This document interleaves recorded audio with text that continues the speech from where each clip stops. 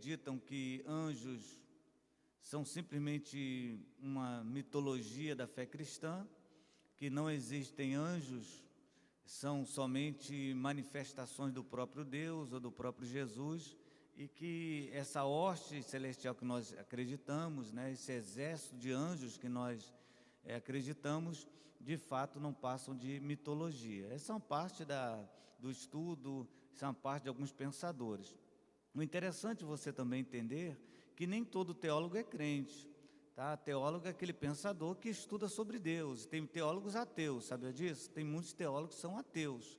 Eles estudam para refutar aquilo que nós cremos ou naquilo que nós entendemos. Bom, a outra corrente, outro lado da moeda, é aquele povo totalmente extremado, né? Que tudo que termina com El é anjo, né? Miguel, Manuel, Samuel, Gabriel, El, sei lá. Tudo que termina com El são os anjos. Aí se você passar numa banca de jornal semelhante a essa que temos aqui na praça da igreja, não sei especificamente nessa, né? Mas normalmente nessas bancas tem livros que trata sobre anjos. Aí tem lá o nome de cada anjo, o que eles significam, né? O que eles fazem na nossa vida. Bom, tem um monte de gente muito louco, né? Tem um certo pastor hoje que ele ensina, e tem muitos seguidores, que Gabriel é o seu servo. E ele fala assim, olha, agora fulano vai ser arrebatado para tal lugar, Gabriel vai com ela, volta Gabriel, vai não sei para onde Gabriel, e tal e tal. Bom, sempre tem os lunáticos. Vamos então aprender um pouquinho sobre angelologia, segundo a palavra de Deus, segundo a Bíblia Sagrada. Não é nenhum mistério, todavia é um assunto espiritual, e conforme o apóstolo Paulo nos ensina, aquilo que é espiritual deve ser discernido de forma o quê? Espiritual. Nada espiritual se entende de forma racional. Então, peça aí a sua fé, peça aí a sua dedicação espiritual. Por favor, meu irmão.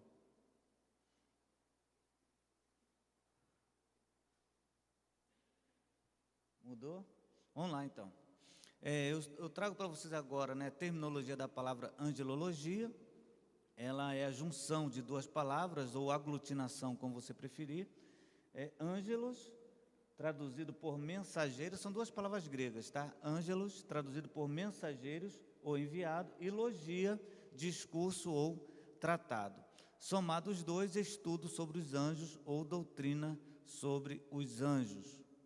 Essa doutrina sobre os anjos, ela é uma cadeira na faculdade teológica, independente do segmento teológico, quer seja evangélico, católico ou teologia livre, né, como se fala por aí, que são os pensadores, filósofos. Em todas elas, a matéria de anjo é uma disciplina, ela é um estudo dedicado por um período. Então, é muito difícil, né? Nós concluímos aqui todo o estudo de um período de faculdade em menos de 2 horas. Mas vamos tentar, no máximo possível, esclarecer para os irmãos. Carta aos Hebreus, capítulo 1, versículo de 1 a 8. Eu não sei se está visível, dá para você ler daqui? Dá? Só eu que não consigo mais. Eu estava sentado, ele estava preocupado com essa letra. Então, eu peço que você abra a sua Bíblia, independente de termos o texto exposto aqui, para que você vá destacando algumas palavras que eu vou destacando aqui na hora da leitura. Porque esse texto aos Hebreus, no capítulo 1, versículo de 1 a 8, para mim, é a síntese de toda a angelologia. Você quer aprender sobre anjo, nesses 8 versículos você vê a síntese, o resumo dos principais ensinos sobre anjos. Você achou aí? Achou? Então vamos ler juntos aqui, já que dá para você ler, já que todo mundo é novo. Vamos lá. Havendo Deus antigamente falado muitas vezes e de muitas maneiras aos pais pelos profetas, a nós falou-nos nestes últimos dias pelo Filho, a quem constituiu herdeiro de tudo, por quem fez também o mundo, o qual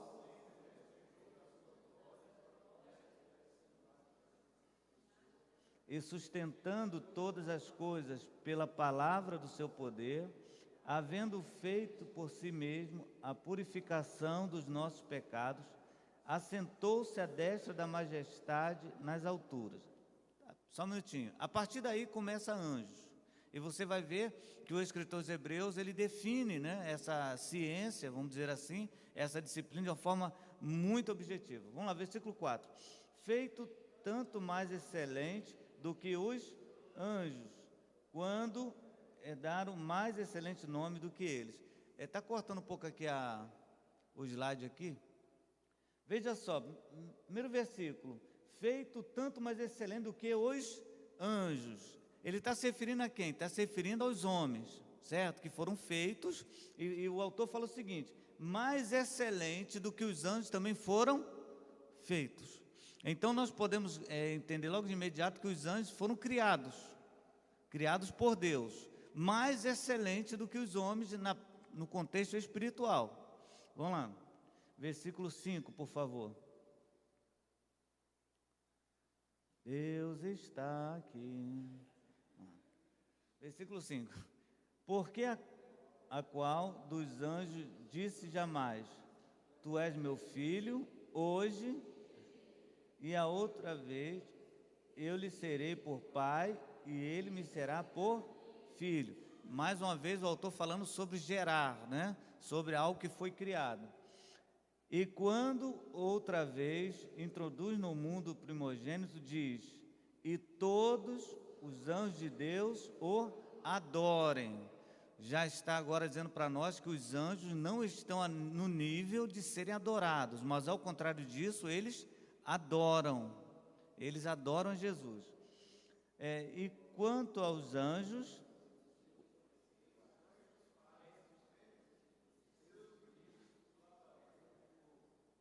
não ficou péssimo isso.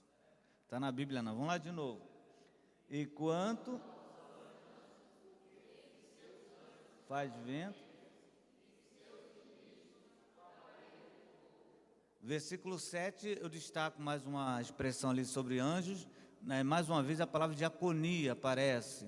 Lembra que eu falei para vocês que ministério tem a ver com a palavra diaconia, que ao mesmo tempo quer dizer o quê? Servir, né? Então os anjos, eles são servos, são servidores de Deus. Mas do Filho diz: ó Deus, o teu trono subsiste pelos séculos dos séculos, cetro de equidade e o cetro do teu reino. Amém. Se nós pegássemos somente esse texto aí, daria, pelo menos ao meu ver, ao meu entendimento, de darmos aqui uma palavra muito objetiva e conclusiva, inclusive, sobre a parte angelical. Nós aprendemos que eles foram criados, tá? Qual a diferença entre eternidade e imortalidade? Qual a diferença disso? Imortalidade é aquele que não tem fim, mas teve um início. Eternidade não tem nem princípio, nem fim. Logo, a Bíblia já está dizendo que os anjos foram criados em um dado momento. E depois da sua criação, eles se tornaram o quê? Imortais. Tá? Isso aí é importante você entender para você ficar assim: os anjos são eternos. Não, tem uma grande diferença. Por exemplo, nós seremos eternos ou imortais? Imortais, né? Quando Jesus vier e tal, nós vamos gozar de uma eternidade, mas nós não seremos eternos. Por que não? Porque no dia 31 de dezembro de 68 começou a minha vida. Então, né, eu tenho um início, e tudo que tem um início não é eterno. Ele pode se tornar imortal. Pode passar aí, por favor? Eita, Jesus. Agora o inimigo se levantou, nem eu estou lendo agora. Melhorou.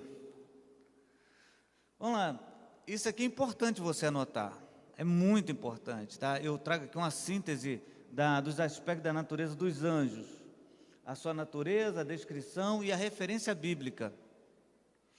Se você puder anotar.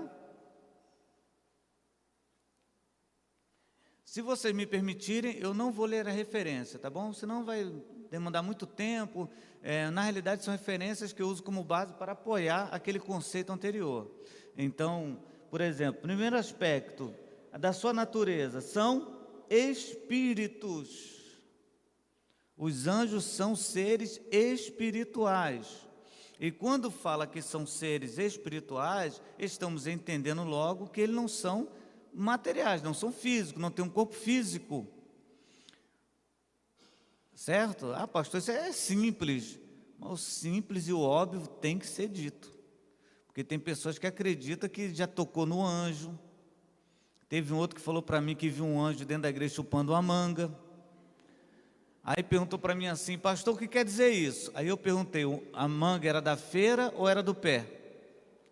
Ele falou, que é isso, pastor? Tem diferença? Eu falei, tem. Quando você vê ele de novo, tu pergunta. Aí eu te respondo. Ora, se um anjo é espírito, logo ele não se alimenta. Ah, pastor, mas tem um caso de Gideão que o anjo esperou para... Depois nós vamos falar sobre esse anjo aí. Mas os anjos, ministros de Deus, eles não se alimentam. Vamos lá. Assexos, né, ou assexuados, como você preferir, não se reproduzem. Não existe, irmãos, anjo e anja. Pelo amor de Deus. E deixa eu lhe falar, fazer uma pergunta aqui muito simples. Se os anjos foram criados em dado momento, existe anjo e anjinho? Se eles foram criados no mesmo momento e se não se reproduzem, existe anjo e anjinho pequenininho de cabelo encaracolado? Não, todos eles têm o mesmo tempo de existência. Por favor, pastor, eu vi um anjinho pequeno. Se você vê alguma coisa pequena na tua casa, expulsa que é demônio. Repreende. Não, que eu vi um anjinho tão pequenininho, de cabelo loirinho, assim, encaracolado, uma coisa mais linda do mundo. Vigia, irmão. Vamos lá. Então, eles não se reproduzem. Não existe anjo nem anja. Amém?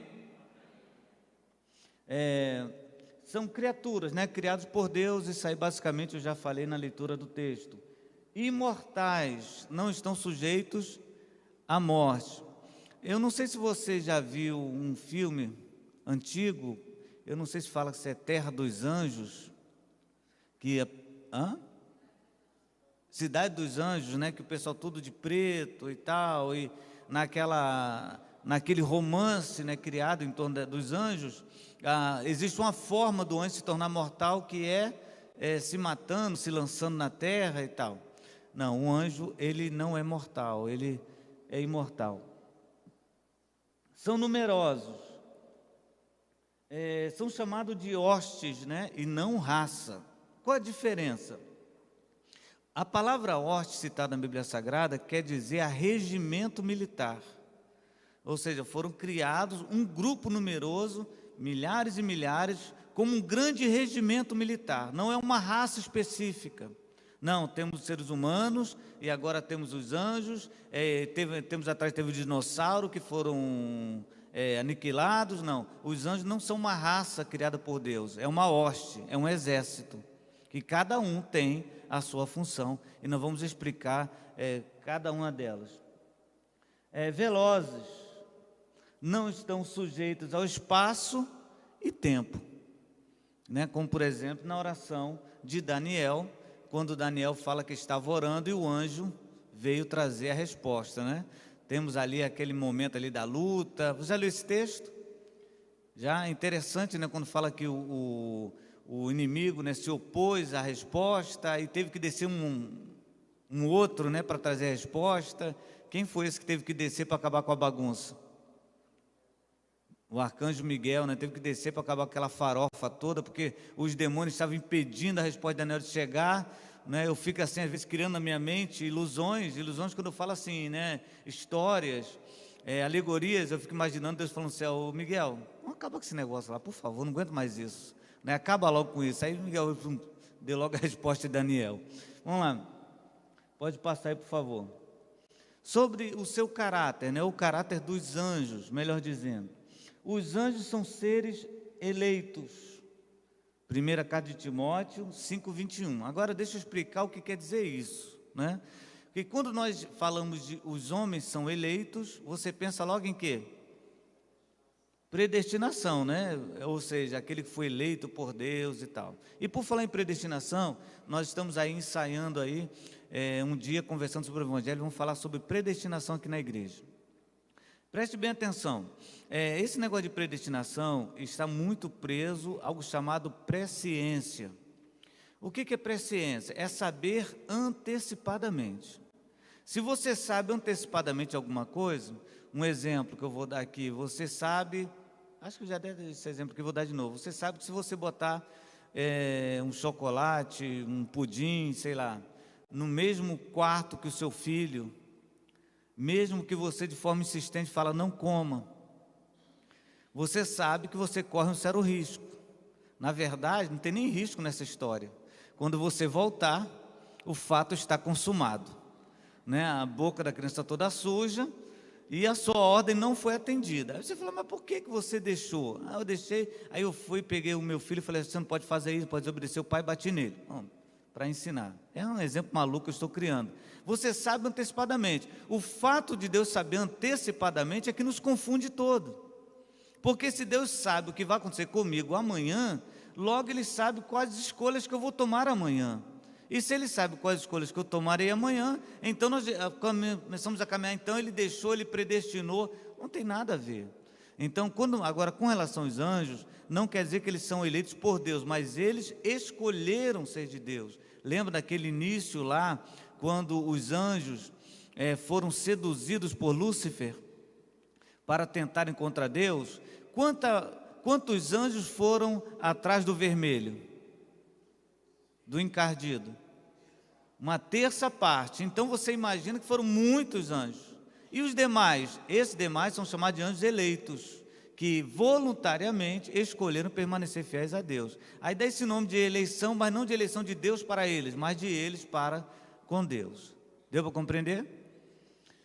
Vamos lá. Os anjos são santos.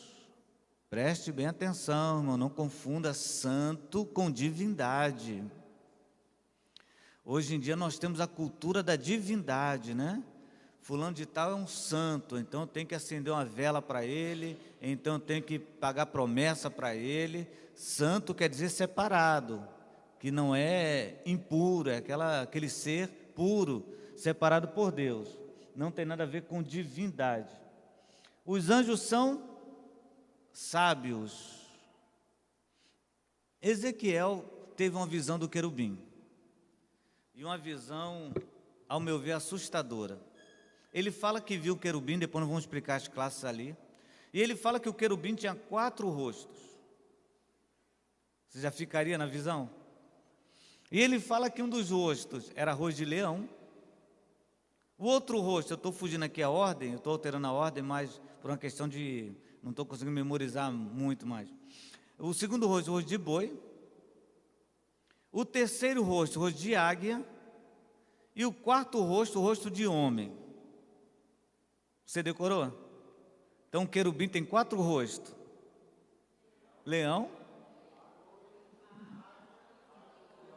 Viu? Misturaram tudo. Então eu estou perdoado. Então, leão, boi, águia e homem. Aí, e fala que o rosto dele, ou os rostos dele, segundo Ezequiel, giravam.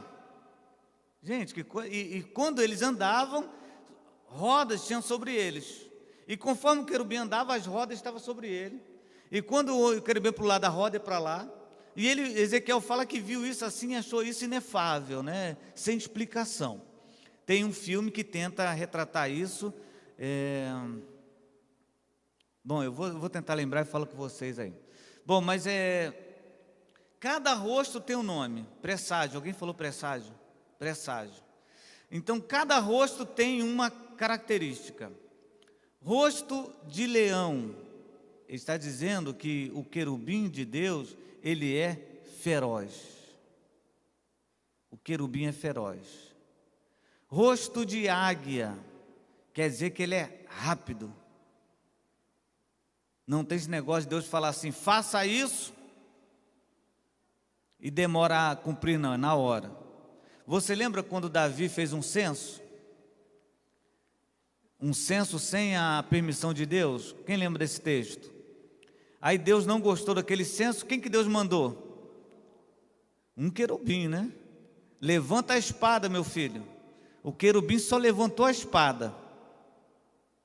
mais ou menos 70 mil, 80 mil, tem versões que falam, morreram na hora. E não tem negócio de, se Deus mandou, eles são rápidos. O outro rosto, o rosto de boi, significando a submissão que um querubim tem a Deus. Tem até um certo teólogo que usa uma comparação, que se você colocar uma sela num boi, né, e o direcionar a uma cerca de arame farpado, o boi se corta todo, mas ele vai enfrentar a cerca. Mesma coisa como um querubim. Ele é submisso. Se Deus mandou, ele vai cumprir, ele vai obedecer. E o último rosto, na nossa ordem aqui, o de homem, quer dizer a inteligência de um homem. Então, um anjo, ele é sábio. E por último, os anjos são obedientes. É exemplo de vocês, que tudo que Deus fala, né, vocês cumprem ao pé da letra. Mais ou menos assim, os anjos já estão um pouco abaixo do nível de vocês. Vamos à classificação dos anjos. Isso aí eu vou me deter um pouquinho, porque basicamente esse é o final da nossa palestra. A Bíblia fala de anjos.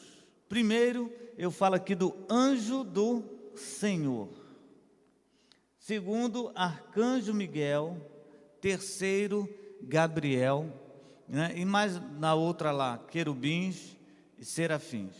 Mas vamos nos deter agora no anjo do Senhor. O anjo do Senhor, ele apareceu em alguns momentos no Antigo Testamento. No Novo Testamento não há nenhuma manifestação desse anjo, pelo menos dessa teofania, né? Dessa manifestação divina em forma de um ser. Ele apareceu para Josué, ele apareceu, alguém sabe mais para alguém? Gideão,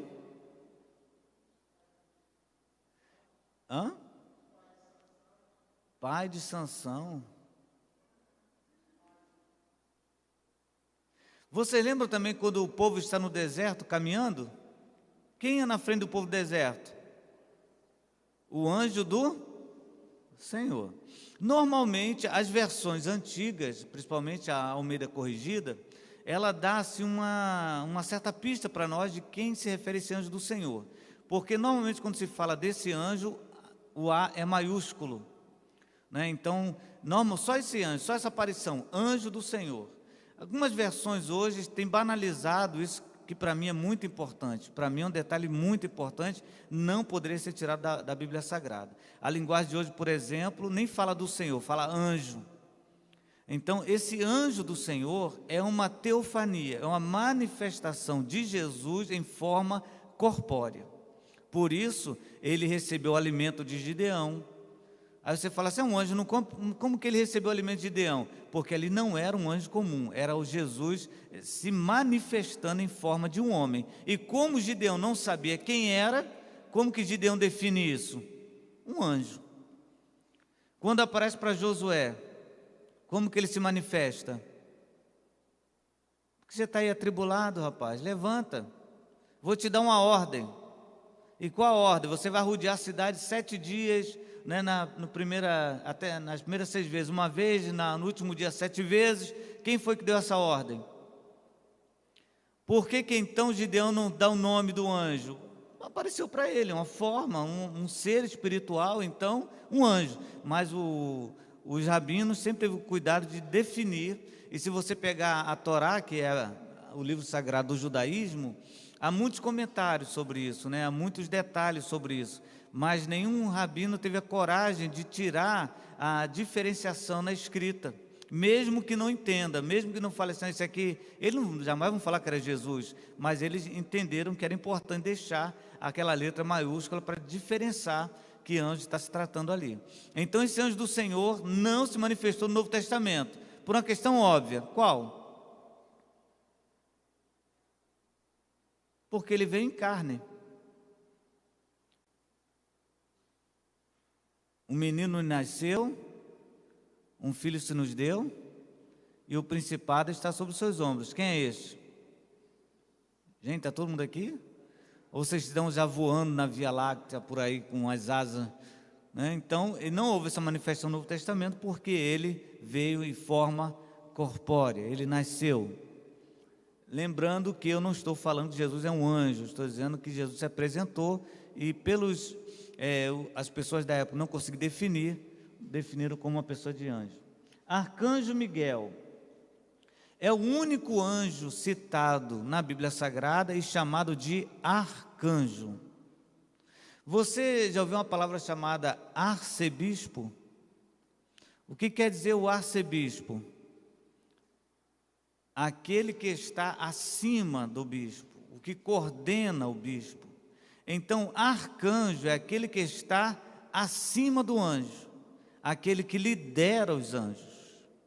Muitos gostam de falar que Miguel é o arcanjo, né, de guerra, e é verdade, é o ministro de guerra do Senhor. E lá na carta de Judas, a Bíblia fala que quando, né, o Satanás, o vermelho, tentou pegar o corpo de Moisés, já leu sobre isso? Por que você acha que o diabo estava interessado no corpo de Moisés? Fazer uma múmia? Por que ele queria tanto o corpo de Moisés? O que você acha?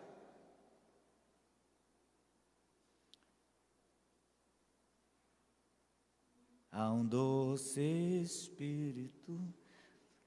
Ele queria o corpo de Moisés para que o corpo de Moisés fosse idolatrado. Deus não queria que Moisés fosse idolatrado. Qual era o agente que poderia agora tomar esse corpo das mãos de Satanás?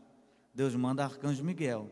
E ele então vai, toma e leva para um lugar até hoje desconhecido, para que ninguém tivesse a ousadia de botar Moisés como uma divindade.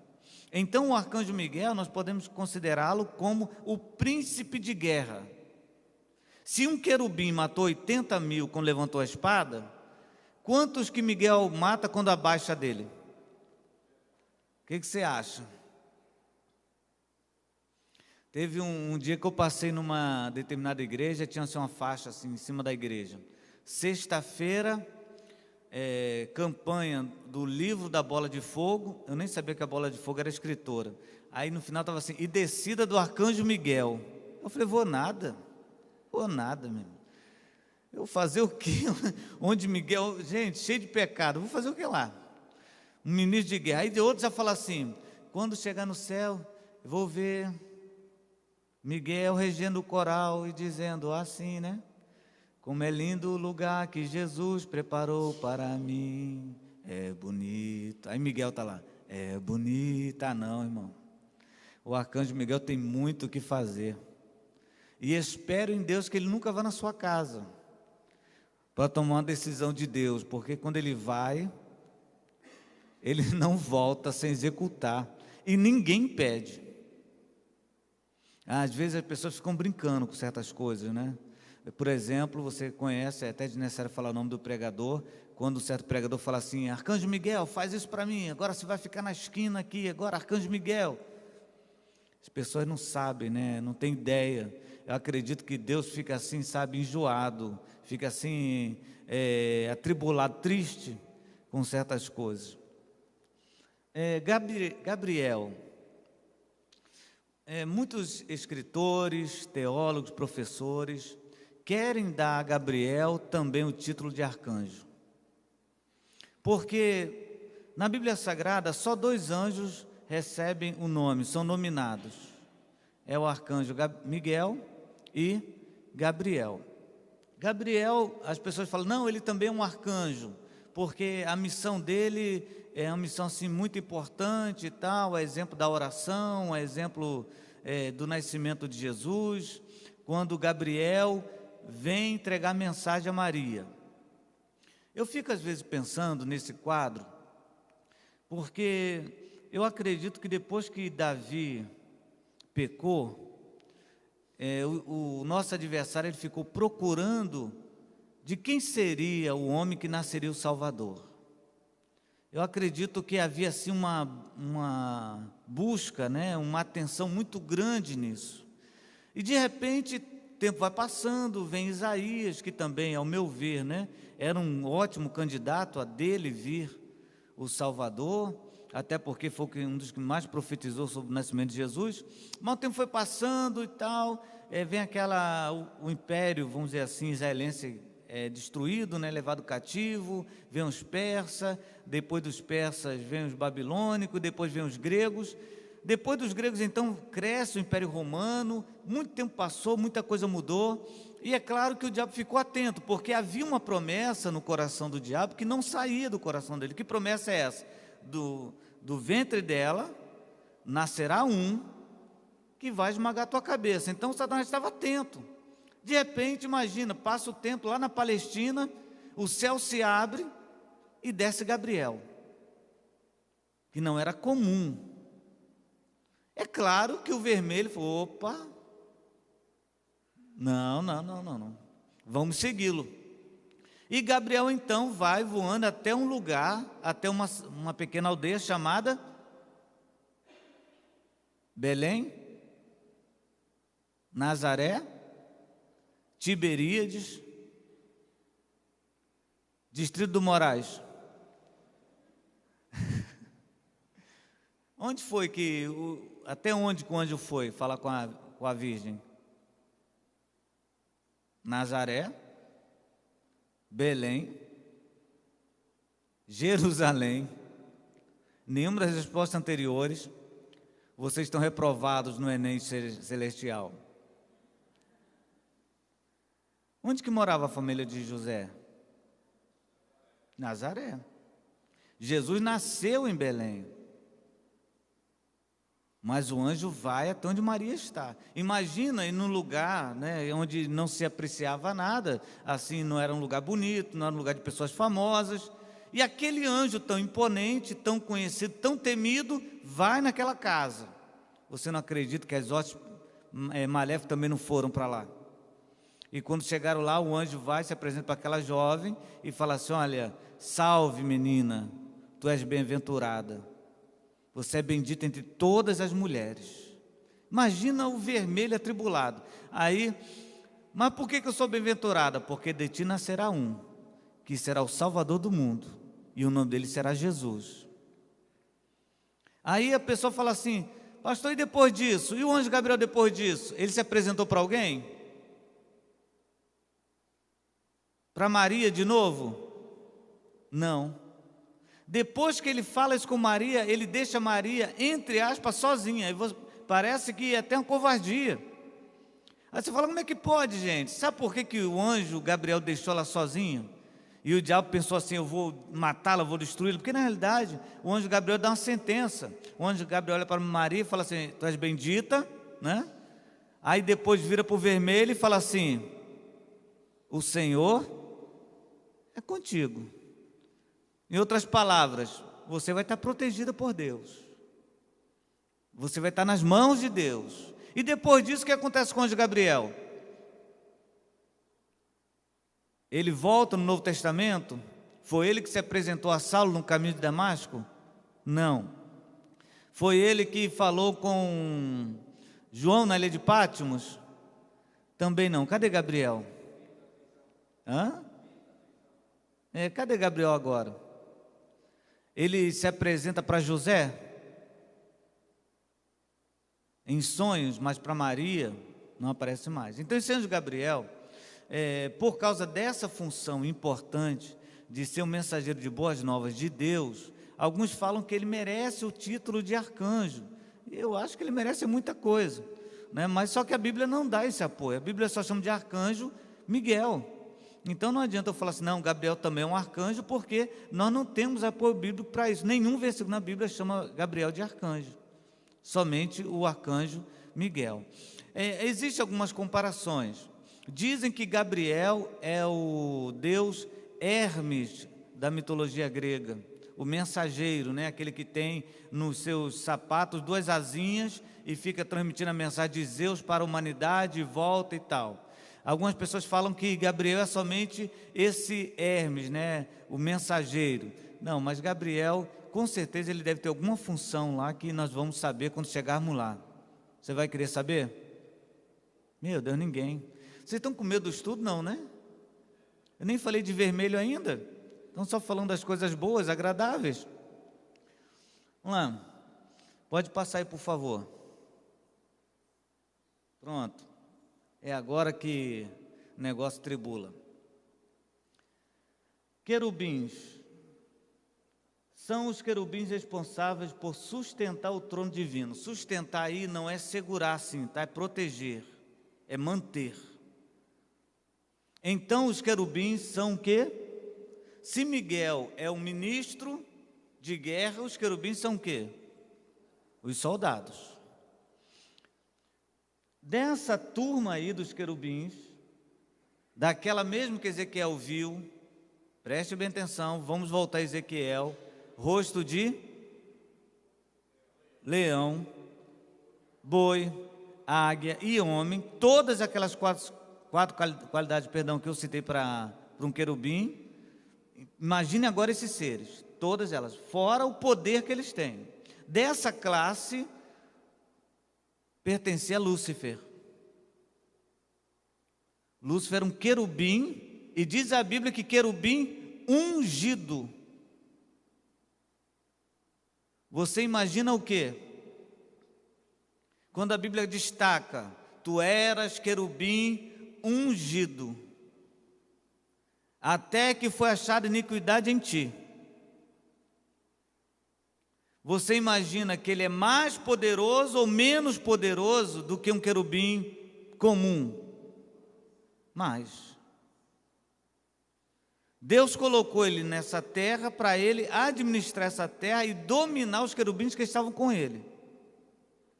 Até que um dia ele falou assim: não, gente, poder é bom demais. Olha, irmãos, a arma mais usada pelo diabo chama-se poder. Por que que é mais usada? Porque essa foi a sua fraqueza, ou é a sua fraqueza. Quando o diabo nos tenta, ele não nos tenta na carne, nunca. Ele nos tenta no ego. Não, pastor, mas quando tenta o adultério é na carne, é o ego. Está vendo você? Desculpa apontar, Deus me perdoe. Está vendo você, nem tem gente na galeria, pronto. Está vendo você aí com 50 anos, está vendo? Tem gente que ainda está te olhando ainda. Isso é o quê? Ego. Está vendo? Teu marido não cuida de você em casa, não diz que você está bonita, mas aqui está dizendo para você, o que é isso? Ego. Então o diabo, ele sempre usa o ego. E quando ele então estava dominando, ele fala: não, eu quero ser Deus. Então ele convida os querubins que estavam com ele, 1/3 parte dos anjos, que a Bíblia chama de milhares de milhares, e arrebata para si e tenta contra Deus. Aí Deus então os pune, e a partir desse momento então nós temos aquilo que chamamos de anjos caídos.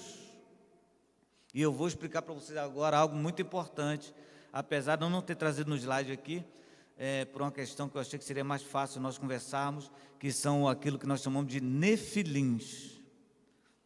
Se você quiser escrever aí, nefilins. Algumas pessoas falam que isso são anjos caídos, os nefilins. Teve um filme, há pouco tempo atrás, desculpa eu estar citando filmes aqui, mas acho que é uma forma assim de exemplificar, de contextualizar vocês, muito mais fácil, aquele filme da Arca de Noé. Não sei se vocês viram esse filme, que tem os nefilins no filme que ajudam os homens. E algumas pessoas falam que aqueles anjos ali, dentro do contexto do filme, eles tentam inocentar os anjos, dizendo que Deus foi o culpado em puni-los, não os perdoou, eles ficou aqui ajudando os homens. Bom, esses anjos caídos, chamados também nefilins, para outras pessoas é o casamento, né? É a relação entre anjos e mulheres. Dessas pessoas, ou desse relacionamento, perdão, surgiram os nefilins. Só que a palavra nefilim quer dizer gigantes. Então, os gigantes, pode ser gigante por causa de uma estatura. Eu acredito, piamente, que os homens, antes de nós, antes da nossa geração, acredito que eles tinham uma estatura muito maior que a nossa, né? Mas por que o senhor afirma isso? Porque eles viviam muito mais do que a gente, porque não tem estatura muito melhor do que a nossa? viver 900 anos, 800 anos, 700 anos. Então, tinham gigantes, é exemplo de Golias, é exemplo de outros gigantes que a Bíblia fala. Então, essa palavra Nefilim quer dizer gigante. Aí se torna uma coisa terrível. Existe um pastor conhecido, renomado hoje aí, defendendo a teoria dos Nefilins como se defendeu no filme. Então, cuidado, os anjos caídos não são uma outra classe chamada Nefilins. Os anjos caídos são os querubins que eram da proteção da terra. Eles estão aqui. E Satanás, o Lúcifer, né, que quer dizer o quê? Anjo de luz, era o querubim ungido da guarda. Então acredito que Lúcifer, eu estou aqui somente ilustrando para vocês, para mim Lúcifer então estava abaixo em poderio, né, em poder, estava abaixo de Miguel. Porque ele estava acima dos outros, querubim ungido da guarda. Então você é um anjo especial. Então, esses anjos caídos, que nós conhecemos como demônios, né, que outros falam que são os nefilins, que outros falam que são entidades, que outros falam que são almas penadas, né, nós entendemos como demônios. Quando Jesus fala assim, o diabo, ele está se referindo a quem? A Lúcifer. Veja o que Jesus fala de Lúcifer. Ele não veio senão para matar, roubar e destruir. Então ele está dizendo que Lúcifer não é uma entidade, eu não estou aqui empoderando Lúcifer, eu quero também esclarecer para você, não é um demônio que as pessoas ficam brincando com ele. Eu estou aqui debaixo do meu pé, Lúcifer, está aqui debaixo do meu braço, não sei o que, não sei o que. Olha, eu sempre digo para as pessoas, quando um dia manifestar um demônio, se você estiver orando, expulse, só. Mas por quê? Primeiro, porque o demônio é mentiroso. Tudo que vem da boca dele, você deve entender como o quê? Mentira. Segundo, Jesus não fez isso. Você já viu Jesus em algum momento expulsando demônio? De onde você veio? O que você queria com ela? Você está com medo de mim? Você gosta de mim? Você gosta de Pedro? Você gosta... Jesus vai embora, some, entra no porco, cai no penhasco, se vira. Mas não quero vocês aqui perto. Era só isso. Mas por quê? Porque ele sabia, né, muito bem do poder disso. E ele fala o seguinte, a Bíblia fala o seguinte, olha, cuidado, cuidado, porque se vocês forem libertos, se vocês forem transformados e um dia voltarem ao vômito de vocês, ou seja, voltarem à vida pregressa de vocês, 7 espíritos acompanharão vocês. Então, para pensar, se o corpo agora está limpo, né, porque Jesus não nos liberta, não nos purifica, se Jesus nos purifica, está limpo, ao invés de entrar um que estava, entram quanto? 7. E não são 7 anjinhos, são 7 querubins caídos, que são inteligentes, que são fortes, que são rápidos e que são submissos a Lúcifer. Então é um negócio assim muito aterrorizante. Então quando nós começamos a pensar em batalha espiritual, em anjos caídos, nós temos que ter dentro de nós assim, esse conceito, né? Esse pensamento sério de que é um assunto que deve ser tratado com muito carinho, com muito cuidado. O diabo, ele, dentro das suas funções, era guerrear, e as pessoas acreditam que pelo fato de nós sermos um crente, o diabo tem medo de nós. Jesus nunca falou isso. Jesus falou assim, em meu nome. Não é no nome de ninguém. No meu nome expulsarão demônios. Bom, vamos continuar aqui, senão daqui a pouco você nem dorme. Só que existem os anjos querubins atribulados, caídos, mas existem os outros anjos, querubins que foram e são fiéis a Deus. Esses anjos viraram anjos da guarda? Não, irmão, não existe anjo da guarda. Porque se tivesse anjo da guarda, o meu deveria ser trocado toda semana, porque não ia aguentar. Ele ia chegar no céu e falar: Deus, não, me substitui, me dá folga, porque aquele moço lá embaixo lá me dá muito trabalho. Quando a Bíblia fala que os anjos do Senhor acampam ao nosso redor, não define um anjo, fala os anjos. Irmãos, essa história de anjo da guarda, isso é um estudo, é uma doutrina mediúnica. Anjo da guarda, lá no Oriente Médio, são pessoas que morreram e voltaram para proteger a esposa, o filho. Nós não temos nenhum anjinho andando atrás da gente como um serviçal. Mas ao contrário disso, a Bíblia fala, do próprio Deus fala: mas eu vou dar ordem aos meus anjos para guardar vocês em todos os seus caminhos. Por exemplo, tem anjo de Deus aqui. Agora, se tem anjo de Deus aqui, tem querubim caído aqui também? Infelizmente. Mas há poder no nome de Jesus. Por isso Jesus falou assim: em meu nome expulsarão. Fique tranquilo, fique em paz, fique light, porque o meu nome é poderoso. Gente, tem um nome igual a esse? Fala a verdade. Como é que é o pastor Sandro? Uaua? Uauxa, sei lá. O nome de Jesus, né, gente? O nome de Jesus. Bom, vamos aqui continuar, senão daqui a pouco vou me empolgar aqui. E a última classe, serafins. Abra sua Bíblia aí, Isaías capítulo 6, por favor.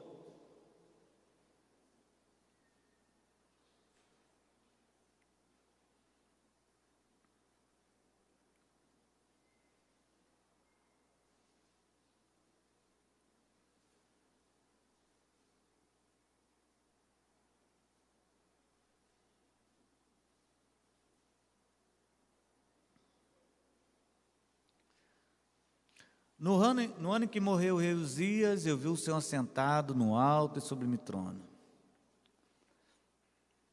Isaías entra, no templo, e ele vê o Senhor sentado no trono, e a sua glória enchia todo o templo, e viu serafins voando, e cada serafim tinha 6 asas, com 2 cobriu o rosto, com 2 cobriu os pés, e com 2 voavam, e cantavam uns para os outros.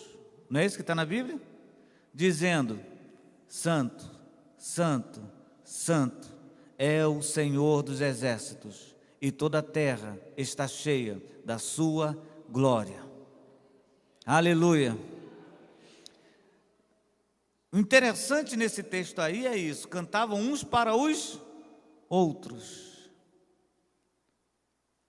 Cobriam o rosto, a exemplo dos querubins que mostravam os 4 rostos, os serafins escondem. Mas de quem?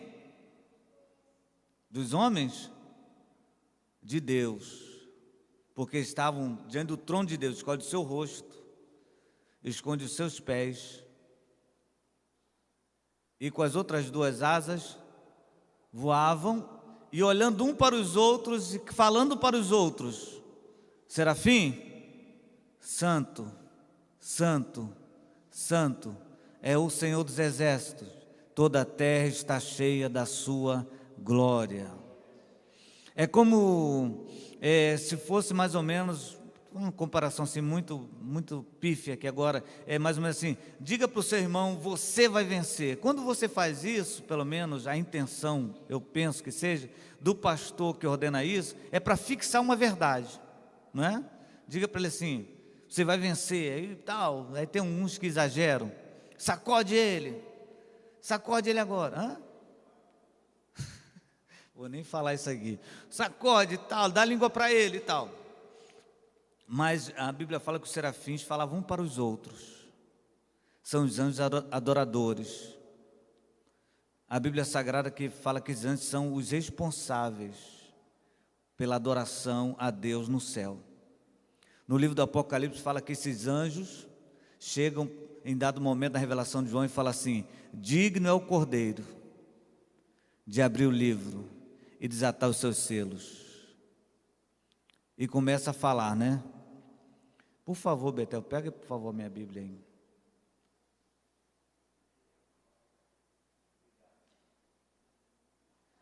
Livro do Apocalipse.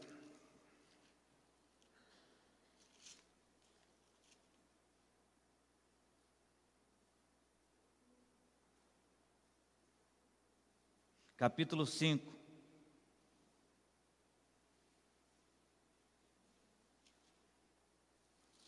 Aqui fala de um anjo, eu vou perguntar a você, tá?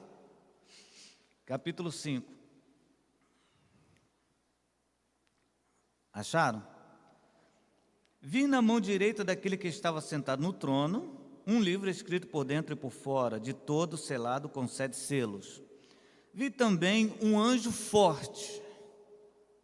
Que anjo seria esse, hein? Um anjo forte que proclamava em grande voz: quem é digno de abrir o livro e de lhe desatar os selos? Ora, nem no céu, nem sobre a terra, nem debaixo da terra, ninguém podia abrir o livro, nem mesmo olhar para ele. E eu chorava muito, porque ninguém foi achado digno de abrir o livro, nem mesmo de olhar para ele. Todavia um dos anciãos me disse: não chores. Eis que o leão da tribo de Judá, a raiz de Davi, venceu para abrir o livro e os seus 7 selos. Então vi no meio do trono e dos 4 seres viventes e entre os anciãos, de pé um cordeiro, como tendo sido morto. Ele tinha 7 chifres, bem como 7 olhos, que são os 7 Espíritos de Deus enviados por toda a terra. Veio, pois, e tomou o livro da mão direita daquele que estava sentado no trono. E quando tomou o livro, os 4 seres viventes e os 4 anciãos prostraram-se diante do cordeiro, tendo cada um deles uma harpa e taça de ouro cheia de incenso, que são as orações dos santos. E entoavam novo cântico, dizendo: digno és de tomar o livro, de abrir o selo, porque foste morto, e com teu sangue compraste para Deus os que procedem de toda tribo, língua, povo e nação. Versículo 11. Vi e ouvi uma voz de... Ao redor de quê? Onde Isaías viu os anjos? Ao redor do trono. Que anjos eram esses? Serafins, cujo número é de milhões, de milhares de milhares, proclamando em grande voz: digno é o Cordeiro, que foi morto, de receber o poder, e riqueza, e sabedoria, e força, e honra, e glória, e louvor. Aleluia, aleluia. Isso aqui é a adoração dos serafins. Eles estão ao redor do trono de Deus, louvando o nosso Deus. Aí as pessoas falam assim: pastor, quando chegar lá no céu vai ter um coral? Eu não sei porque tanta preocupação de cantar, né? Não, mas vai ter um coral porque, pastor, eu sou contralto, eu sou soprano. Essa história do coral, né, ela surge em nossa cultura evangélica baseado na adoração que haverá no céu.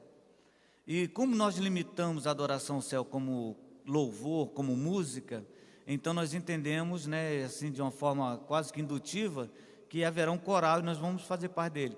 Eu acredito que haverá um coral não como nós entendemos aqui, né? Todo mundo com uniforme, com uma gravatinha vermelha, de crochê, né? Vai ser um negócio, você vai adorar a Deus de forma assim espontânea, onde você estiver. Agora, o interessante é você entender que no céu haverá serviço, porque senão fica muito monótono. Será que vai ter fábrica de gesso lá, Rubinilson? Deus ajude que não, mas uma coisa é certa, né? Vai ter serviço. Bom, então, irmãos, recapitulando: o anjo do Senhor, Miguel arcanjo, Gabriel, querubins e serafins. Essas são as classes angelicais. Não existe anjo da guarda, não existe, ninguém quando morre virá anjo. Por quê? Porque quando, já falei para vocês que os anjos foram criados, e o número certo. Deus não está criando como se fosse uma fábrica, irmão, de anjo. Tá? Faltou aqui, morreu um anjo. Né? Morreu um anjo, está precisando de alguém. Ô Deus, acabou de morrer o tiãozinho lá da terra. Transforma ele em anjo. Estou precisando de alguém aqui para substituir. Não, os anjos são imortais. quem morre vira morto. Amém? Quem morre vira morto, né? Claro que na presença de Deus e tal, mas ninguém vira anjo, né? Eu fico assim muito solidário, eu fico assim tenho muita compaixão, muita empatia quando uma pessoa perde um filho, uma criança. Eu imagino a dor que é, não posso falar para você que eu sei, porque graças a Deus nunca vivi um negócio desse, mas imagino a dor que é. E para sanar essa dor, para amenizar essa dor, é claro que se fala muitas coisas, né? Ah, ele virou um anjinho no céu, ele está ali agora e tal. Não, irmãos, ele está com Deus, ela está com Deus. Mas os anjos, eles foram criados num propósito específico. E nós não vamos pegar espada no céu para lutar com ninguém também não, tá? Não, quando chegar lá, você não vai precisar lutar não. Até porque quando nós estivermos lá na Nova Jerusalém, a batalha vai ter terminado. Então não tem necessidade de ninguém pegar a espada para lutar. Eu vou ser guerreiro, seja guerreiro aqui na terra. Chegue no culto na hora certa, não falte o culto. Guerreie aqui, porque lá no céu não precisa. Amém? Vamos agradecer a Deus? Eu acredito que é a última mesmo, não, nem pedi para...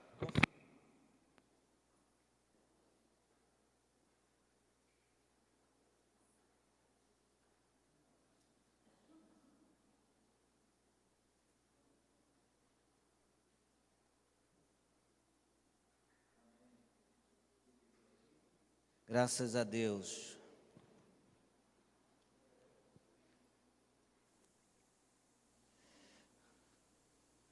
Você quer adorar o Senhor lá no céu? Eu falei algum tempo atrás, quando eu estudava, já deu para notar que algum tempo atrás mesmo, né? Quando eu estudava, eu falei para um professor, ele estava falando sobre céu, né? E ele falava assim com tanta propriedade. Ele falava assim com tanta segurança, ele falava assim com tanta convicção, que parecia um guia turístico. Você já precisou de um guia turístico? O cara fala com tantos detalhes, né? Tá vendo que essa parede aqui foi feita pelos escravos e tal. Você fala, caramba, parece que o cara viveu lá. E esse professor, ele falava com tanta propriedade que eu fiquei imaginando o céu, né? Eu fiquei imaginando eu andando por lá, e me desculpe a minha simplicidade, talvez até exagerada. Eu fiquei imaginando caminhando e o professor chamou a atenção e falou assim, você está chorando, Fernando? O que está vendo? Aí eu falei, professor, eu estou com saudade do céu. Aí ele foi e me questionou na hora, né? Ele falou assim, Fernando, como você pode ter saudade de um lugar onde você nunca foi? Aí eu falei para ele assim, fiquei olhando, era um professor, fiquei meio tribulado. Voltei para casa e fiquei pensando, não, eu sou de lá. Eu sou de lá. Eu sinto saudade dessa terra. Como diz aquele versículo, né? Acabado o dia do seu ministério, voltou para casa. Quando acabar os seus dias aqui, nós voltaremos para o nosso lar, para a nossa casa. Aí lá você vai perguntar que anjo forte foi aquele que gritou. Eu tenho um pensamento comigo. Eu, Fernando. Porque você vai ver o texto original fala de um anjo poderosíssimo. Aí você imagina logo quem foi, né? Eu fico pensando logo em Miguel. Quem é digno de abrir o livro? Imagina o silêncio que houve.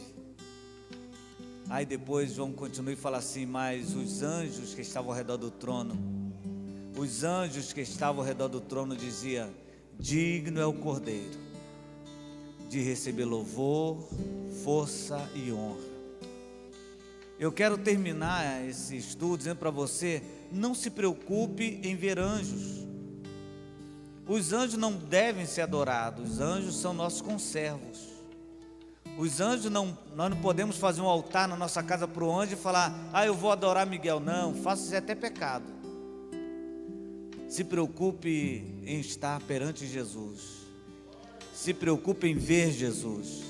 Se preocupe a se juntar nesse coral maravilhoso e dizer uns para os outros, Santo, Santo, Santo é o Senhor dos exércitos, e toda a terra está cheia da sua glória. Aleluia. Eu queria convidar você a nós fazermos esse exercício agora. Nós vamos falar uns para os outros. Você pode, você já falou, olha, você vai vencer, você já falou, vai dar tudo certo, você já falou tudo. Mas agora você vai virar para uma pessoa e vai falar para ela, um para o outro, dizendo: santo.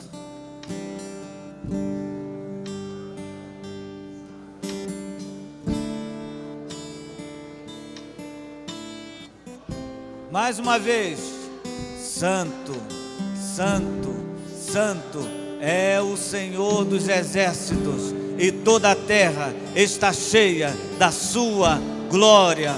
Mais uma vez: santo, santo, santo é o Senhor dos exércitos, e toda a terra está cheia da sua glória. Aleluia! Louvado seja o nome do nosso Deus. Louvado seja o nome do nosso Deus. Senhor, nós te adoramos, Senhor. Glorificamos o teu nome. Ah, Jesus, por esse momento que passamos aqui aprendendo um pouco da tua palavra.